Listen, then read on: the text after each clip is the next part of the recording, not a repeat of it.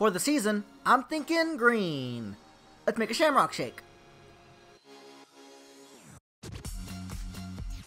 In your blender, put in a few scoops of vanilla ice cream.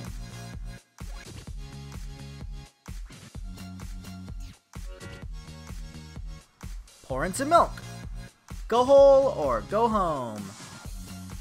Then add a few drops of green gel color. I don't have green, but I have blue and yellow, which makes a color, by the way. I forget which one. Finish it off with a tiny bit of mint extract. Turn on your blender and let it spin. I could watch this green goop all day. Alright, now pour it into a glass.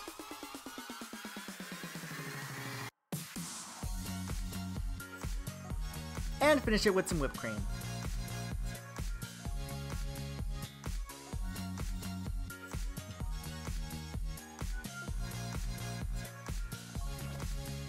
Done! Slurp it down! Suck it, burger clowns! If you like that, check out this video. I think you'll dig it. Also, be sure to subscribe and hit me up on social media. I'm more than happy to chat.